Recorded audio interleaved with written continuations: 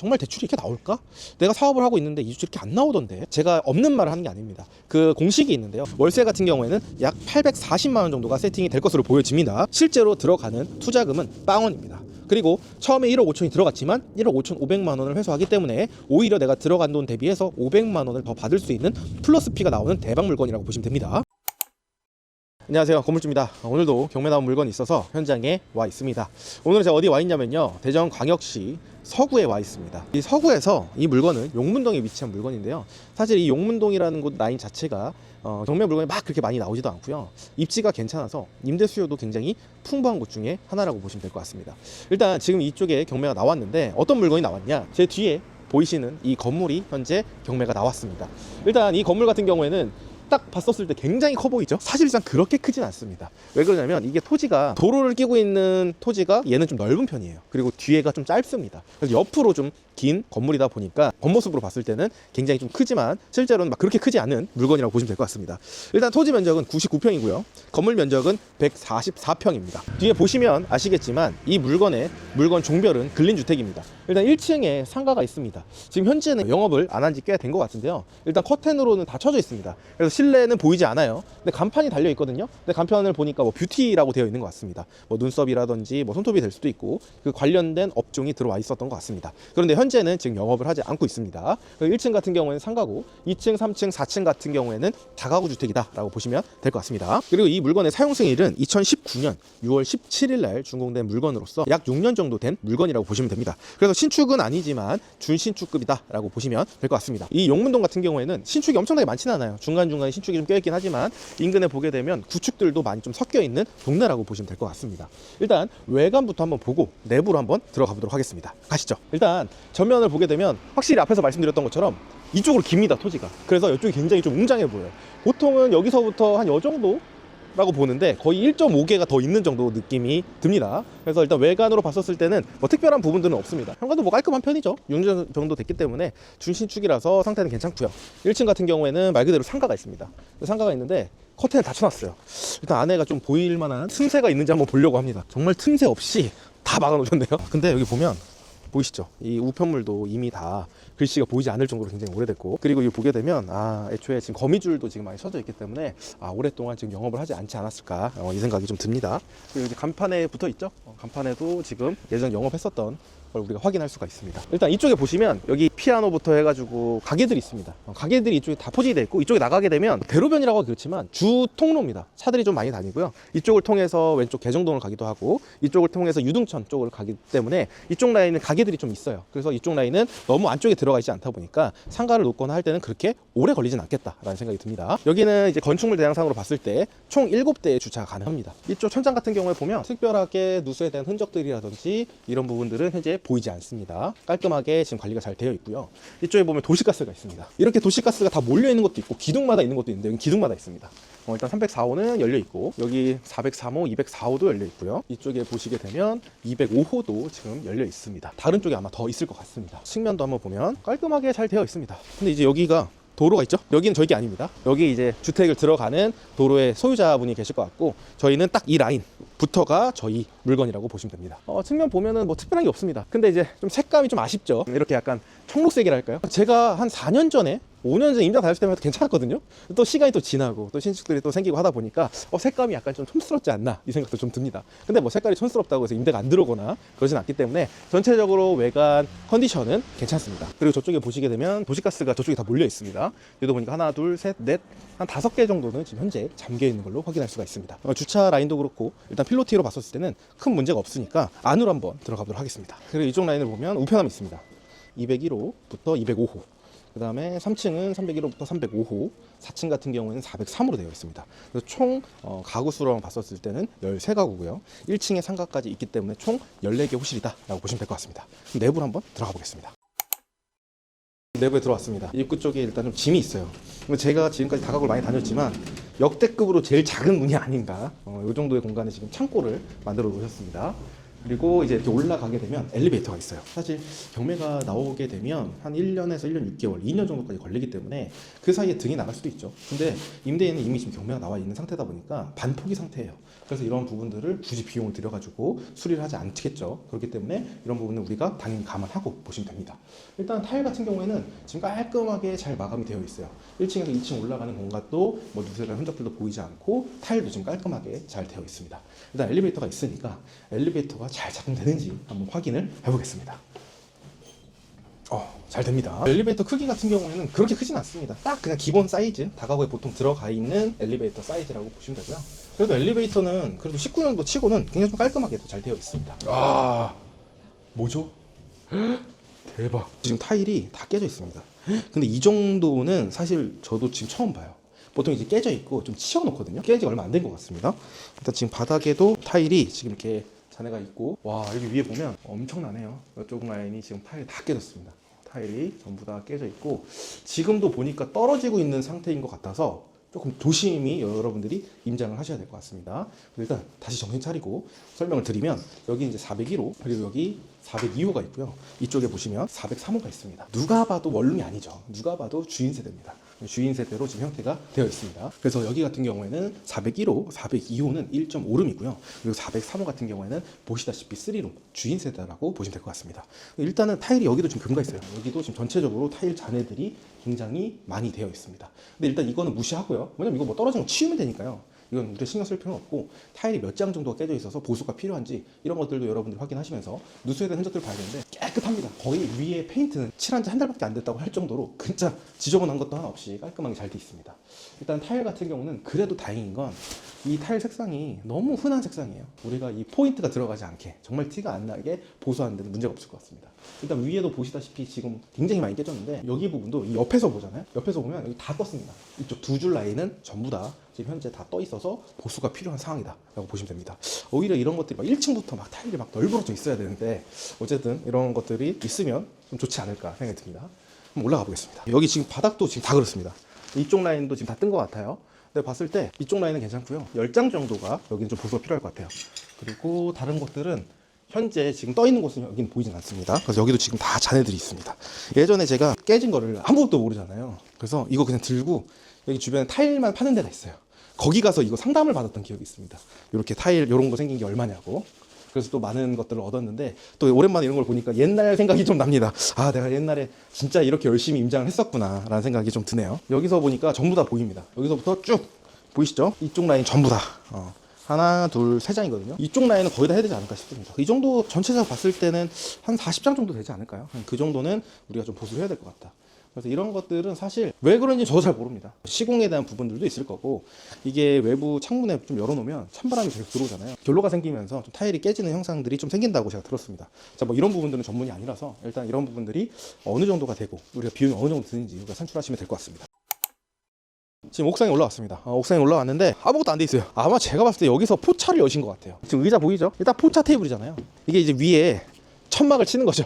비가 오면 위에 천막 쳐놓고 이렇게 노란 정부등까지 놓은 거예요. 여기서 이제 의자 놓고 이거 치고 아마 여기서 포장마차에 영업을 하시지 않았나 생각이 좀 듭니다. 제일 중요한 건 이제 방수 부분인데, 방수가 전혀 안 돼 있죠. 그러니까 이거는 그냥 기본 처음에 딱 짓고 나서 물탈 작업만 하고 나서 바로 방수는 안 뿌린 거예요. 그래서 이게 방수가 또 아예 안 된 건 또 아니기 때문에 이 상태로 해서 내부로 물이 다 샌다, 그렇지도 않아요.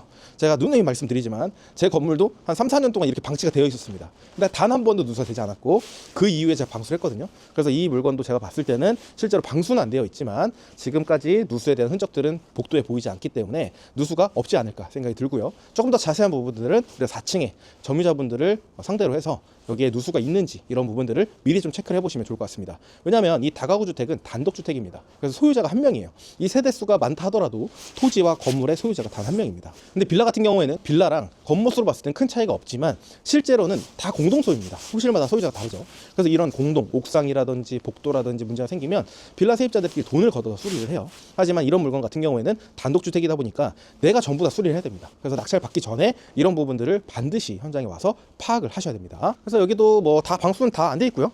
여기도 보면 맥주를 여기다 다 박아놨어요. 아, 이거 정말 이렇게 하면 안 되거든요. 여기가 이제 물 빠지는 곳인데 여기다 지금 맥주를 2개를 다 넣어놨어요. 한번 정리를 하셔야 될 것 같습니다. 일단 옥상 올라오니까 확실히 용문동이네요. 이쪽에 전부 다 아파트가 있고요. 이쪽 라인이 유등천 쪽이고요. 이쪽 라인이 이제 용문역 방향입니다. 그래서 저쪽에 아파트들이 지금 다 분양되고 입주를 하고 있죠. 그래서 이런 상태인 건물이라고 보시면 됩니다.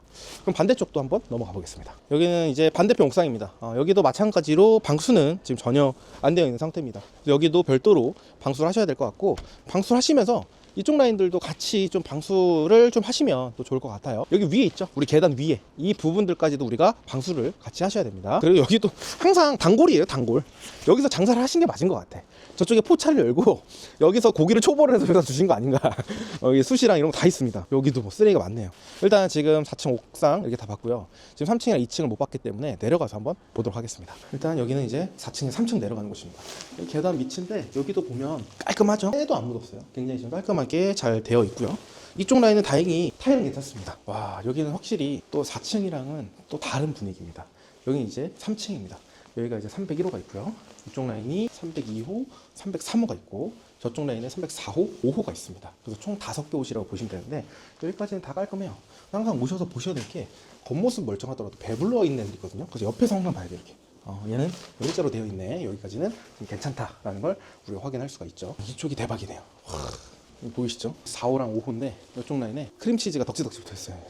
떼서 빵을 발라서 드시면 될 것 같습니다. 22장 정도 되는 것 같습니다. 위에까지 하면 거의 60장 정도가 지금 현재 깨진 상태고요. 3층에 5개 호실이 있는데, 3층 같은 경우에는 1.5룸 4개, 투룸 1개 호실로 구성이 되어 있습니다. 2층도 다 동일하게 구성이 되어 있거든요. 일단 3층도 이 내부 상황을 봤으니까 2층으로 한번 내려가 보겠습니다. 여기도 문제는 없습니다. 일단은 뭐 누수가 제일 큰 문제인데 타일만 깨져 있어서 아주 무난한 건물처럼 보입니다. 여기도 뭐 누수에 대한 흔적들 보이진 않고요. 깨끗합니다. 그리고 이제 여기가 2층입니다. 여기도 3층이랑 다 동일한 구성이라고 보시면 되고, 2층도 5개 호실입니다. 201호가 있고요. 이쪽에 보시면 202호, 그리고 203호, 그리고 이쪽 라인에 보시면 안쪽에 204호, 205호가 있습니다. 근데 이게 유행인지는 모르겠는데, 이 4호 라인 쪽에서 여기부터는 이제 내 집이니까 여기를 내 앞마당처럼 자꾸 짐을 놓으시는 것 같아요. 4층도 3층도 그랬고, 저쪽에도 타일 깨졌네요. 이쪽에 지금 이렇게 되어 있고요. 뭔가 느낌이, 이 집 있잖아요, 딱 느낌이 와요. 일단 이 봉투를 이렇게 던져 놓는 것부터, 여기 대박인 건 김치가 있습니다. 여기 한번 보여주세요. 김치가 있습니다. 여기는 왠지 뭔가 느낌이 세합니다. 그리고 이쪽 보시면 이렇게 컵이랑 라이터가 있어요. 아마 여기서 계속 담배를 피시는 분이 아니실까 생각이 듭니다. 그래서 일단 2층까지 봤을 때 여기도 타일이 지금 현재 문제가 있고요. 이쪽 라인도 지금 타일이 깨져 있습니다. 그래서 거의 제가 봤을 때 한 70장 정도는 우리가 수리를 해야 되겠다라고 생각을 하고, 수리비에다가 포함을 하시면 좋을 것 같습니다. 일단 이거 말고는 특별한 부분들은 없기 때문에 옥상에 올라가서 한번 체험적으로 이야기 한번 드리도록 하겠습니다.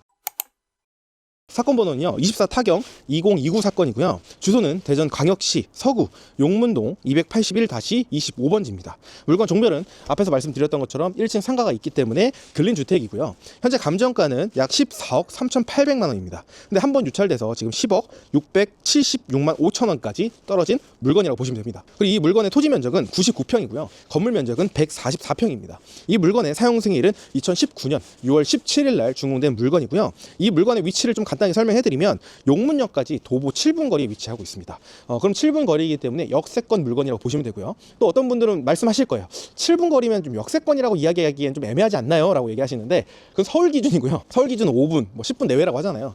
사실 대전에서 10분 내외로 갈 수 있으면 무조건 역세권입니다. 심지어는 제가 아는 실장님한테 들어보니까 대전 같은 경우에는 20분 거리도 역세권이라고 이렇게 얘기를 하시거든요. 서울처럼 지방 같은 경우에는 전철역이 많이 없어요. 그러다 보니까 사실 7분 거리에 위치한 건물이다라고 하면 거의 역세권 건물이다라고 보시면 될 것 같습니다. 그리고 이제 용문역 쪽에 롯데백화점이 있습니다. 이 롯데백화점까지는 도보로 13분 거리에 위치하고 있고요. 이 용문역 롯데백화점 인근에 식당이라든지 프랜차이즈가 굉장히 많이 밀집되어 있는 곳입니다. 젊은 친구들이 좀 많이 가는 곳이라고 제가 들었습니다. 그리고 대전 같은 경우에는 이제 둔산동 쪽에 갤러리아 백화점이 있고, 용문동 쪽에 롯데백화점이 있는데, 제가 듣기로는 대전 사람들은 갤러리아 백화점을 안 쳐준다고 합니다. 오히려 롯데백화점이 더 많이 이용을 하고 있는 곳이라고 제가 이야기를 들었습니다. 그래서 아마 저는 안 가봤지만 롯데백화점에 성심당이 있다라는 제가 얘기 들었고요. 만약 여러분들 임장하시다가 성심당 가야 되는데 그럼 본점 가시면 한 2시간 기다릴 수도 있잖아요. 롯데백화점을 가게 되면 좀 대기가 없다고 합니다. 둔산권 중심 상업지까지는 차로 한 10분 거리 위치하고 있습니다. 주차 공간도 있기 때문에 차로 또 출퇴근하시는 분들 같은 경우에는 입지가 굉장히 좋아서 임대 수요도 굉장히 풍부한 곳 중에 하나라고 합니다. 이 라인 쪽에 제가 아시는 분들 또 건물주이신 분들도 있어요. 이쪽 라인은 임대 수요가 굉장히 풍부해서 내놓은 즉시 거의 바로 나가는 동네라고 제가 이야기를 들었습니다. 물론 연식마다 좀 차이가 있긴 하겠지만 연식도 제가 알기로는 거의 비슷한 걸로 알고 있습니다. 그리고 이 물건의 권리 분석을 해드리면요, 2019년 6월 21일 대전 한밭새마을금고에서 설정한 근저당권이 말소 기준 권리입니다. 이 말소 기준 권리보다 선순위 권리나 근저당권 설정일보다 더 빠르게 전입한 임차인은 없기 때문에 전부 다 소멸되고 깨끗해지는 물건이라고 보시면 됩니다. 그래서 많은 분들이 경매를 한 번도 안 해봤어요. 그래서 내가 처음이고 용어를 모르다 보니까 어렵다라고 생각하시는 분들도 많고요.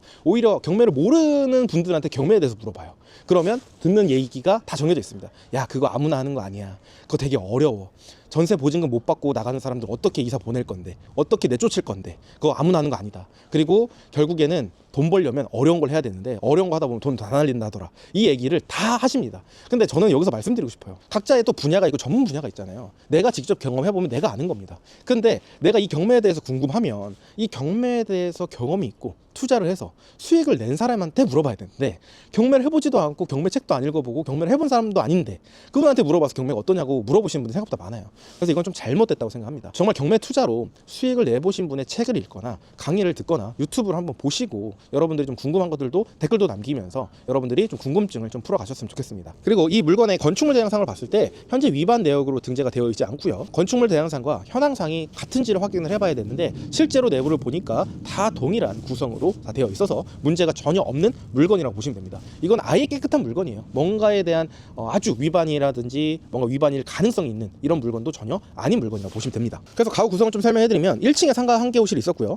2층, 3층 같은 경우에는 층마다 1.5룸 4개 호실, 2룸 1개 호실씩 있었습니다. 그리고 4층 같은 경우에는 1.5룸 2개 호실, 그리고 3룸 주인 세대 1개 호실로 되어 있습니다. 그러면 총 상가 1개 호실, 1.5룸 10개 호실, 2룸 2개 호실, 3룸 1개 호실이라고 보시면 됩니다. 주변의 월세 시세도 한번 파악해봐야겠죠. 일단 1.5룸 2019년에 준공된 물건이 1,000에 55만 원에 나와 있고요. 2룸 같은 경우에는 2018년에 준공된 물건이 2,000에 65만 원으로 나와 있습니다. 근데 보수적으로 1,000에 65만 원으로 한번 수익 계산을 해보는 걸로 하고요.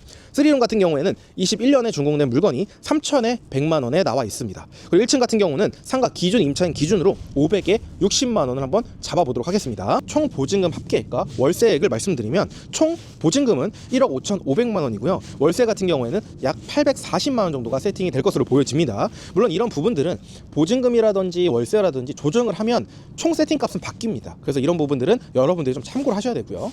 이 부분들은 참고로 전세가 들어가지 않고 전부 다 월세가 세팅된 기준으로 말씀드리는 점 여러분들이 체크해 보시면 좋을 것 같습니다. 그리고 최근에 인근 매각가율을 보니까요, 25년 9월 달에 75% 정도가 됩니다. 그래서 이 물건의 최저가 낙찰가 기준으로 한번 말씀을 드릴 거예요. 일단 그걸 기준 말씀드리는 건 항상 말씀드리지만 여기서 77%다 80%다 이 낙찰가를 기준으로 여러분들한테 설명을 드리면 제가 말씀드린 것보다 다들 높겠습니다. 그러면 사실 경매를 하는 이유가 없기 때문에 제가 최저가 낙찰가 기준으로 수익 분석을 해드리는 거고요. 여러분들이 정말 입찰하실 계획이 있다면 내가 쓰려고 하는 입찰 가액에서 수익 분석을 별도로 하셔야 되는 점 미리 말씀을 드리겠습니다. 그럼 최저가 낙찰가 기준으로는 대출 90% 가능합니다. 많은 분들이 얘기하시는 게 대출 규제도 심한데 대출 정말 90% 나오는 거 맞나요? 이렇게 얘기하시는데 나옵니다. 오늘 같은 경우에는 저희 수강생분이 낙찰 받으시고 건물을 전부 다 명도하신 다음에 임대를 다 맞추셨습니다. 그래서 저를 초대해 주셔가지고 촬영을 했는데 저희 수강생분도 얘기하셨던 게 그거예요. 정말 대출이 이렇게 나올까?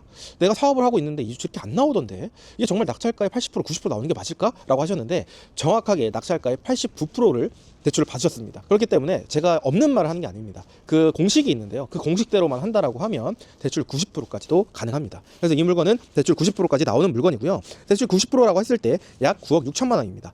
취득세 4,900만 원, 그리고 기타 명도 수리 비용은 별도로 포함하지 않겠습니다. 여기는 일단 방수랑 타일이 깨져 있었죠. 타일이 한 70장 정도 수리하는 비용을 여러분들이 별도로 공제를 하셔야 되고, 이거는 내가 어떻게 하냐에 따라서 비용이 좀 더 차이가 있기 때문에 명도도 마찬가지고요. 그래서 별도의 비용은 잡지 않도록 하겠습니다. 그렇게 했을 때 초기 투자금이 취득세 약 5천만 원을 더해서 1억 5천만 원 정도가 초기에 들어가는 실투자금이고요. 그리고 대출 이자도 한번 계산해봐야겠죠. 대출 이자 약 9억 6천에 4.7%로 계산해보니까요, 월 이자가 350만 원 정도가 나오게 됩니다. 근데 앞에서 말씀드렸던 게 월세가 840만 원 정도에 세팅이 될 것이라고 말씀드렸습니다. 그럼 840만 원에 이자 350만 원을 제외하니까요, 이자를 제외한 순 월세는 무려 490만 원이 나오는 물건이라고 보시면 됩니다. 참고로 여기서 건물 관리비 전부 다 빼고 나면 남는 게 없다라고 이렇게 얘기하시는 분들이 있는데, 이 부분은 관리비를 제외한 부분이고요. 실제로 관리비를 받아서 건물을 관리하게 되면 오히려 수익이 더 납니다. 그래서 이 관리비를 전부 다 제외하고 실제로 남는 수익이 490만 원이다라고 보시면 됩니다. 그럼 수익률 한번 계산해보면요, 초기 투자금 1억 5천만 원인데 보증금을 1억 5,500만 원을 회수할 수 있다면 실제로 들어가는 투자금은 빵원입니다. 그리고 처음에 1억 5천이 들어갔지만 1억 5,500만 원을 회수하기 때문에 오히려 내가 들어간 돈 대비해서 500만 원을 더 받을 수 있는 플러스 피가 나오는 대박 물건이라고 보시면 됩니다. 그래서 이 물건은 수익률은 무한대인 물건이라고 보시면 됩니다. 뭐 물론 내가 입찰가를 좀 더 높여서 세팅을 조금 더 낮게 한다라고 하면 실제로 플러스 피가 안 될 수는 있습니다. 근데 그건 내 입찰가와 내 목표 월세 수익에 따라서 좀 더 변동이 되기 때문에 현재 이 물건은 플러스 피가 되는 물건이다라고 보시면 될 것 같습니다. 그리고 내가 만약에 신탁대출이 아닌 근저당 대출을 받게 돼서 반전세나 전세를 하나 세팅을 하게 되면 그 이후에 또 투자금 또 회수가 되는 부분들이 있거든요. 좀 더 원활하게 또 되기 때문에 이 물건 같은 경우에는 전세를 한두 개 정도만 놔도 무피에 가까운 투자가 가능하다라고 볼 수 있습니다. 그래서 내가 이 물건을 얼마의 낙찰을 받냐, 어떤 대출을 받냐, 그리고 내가 어떻게 세팅하냐에 따라서 이 물건의 가치와 이 물건의 방향성이 달라진다라는 점을 여러분들한테 말씀드리고 싶었습니다. 그럼 주변 실거래가도 한번 찾아봐야겠죠. 대지 116평, 연면적 197평입니다. 2018년에 준공된 물건이 25년 3월 달에 17억 7,500만 원에 실거래가 됐습니다. 많은 분들이 다가구 안 팔리는 거 아니야? 당연히 다가구는 덩어리가 또 크기 때문에 아파트처럼 황금성이 좋지 않습니다. 당연히 좀 덜 팔리는 게 사실이에요. 그런데 이렇게 실거래가가 찍힌다는 건 뭐예요? 실제로 거래가 됐다라는 겁니다. 만약 거래가 됐다면 그 지역의 다가구는 황금성이 있는 물건이라고 보시면 됩니다. 그런데 어떤 지역에 가면 아파트도 안 팔려요. 그럼 그런 곳은 아파트라서 황금성이 좋다? 그렇게 볼 수가 없겠죠. 그래서 이 지역에 개별적인 요인이 있기 때문에 이런 실거래가가 있는지 여러분들이 좀 보시면 좋을 것 같습니다. 그래서 이 물건 같은 경우에는 17억 7,500만 원 거래가 됐는데요. 평당가로 따져보니까 평당 1,534만 원 정도가 나오게 됩니다. 그래서 이 물건을 경매 물건에 단순 대입을 하게 되면 1,534만 원 곱하기 99평 하니까요, 약 15억 2천만 원 정도가 됩니다. 근데 이 물건 같은 경우에는 19가구입니다. 그래서 우리 물건보다도 수익률이 조금 더 뛰어난 물건이다라고 보니까 15억 2천만 원이라는 금액이 나오는데 15억까지는 아니더라도 지금 현재 감정가가 14억 4천 정도 되거든요. 한 요 정도 수준이면 이 물건의 시세가 정도가 되지 않을까 조심스럽게 예상을 한번 해봅니다. 이 물건 같은 경우에는 현재 감정가 기준으로 봤을 때 약 4억 정도 저렴한 상태이기 때문에 지금 이 물건을 여러분들이 관심을 기울이시면 좋을 것 같습니다. 오늘 영상은 여기서 마무리하는 걸로 하고요. 다음에도 더 유익한 영상으로 찾아뵙도록 하겠습니다. 지금까지 시청해주셔서 감사합니다.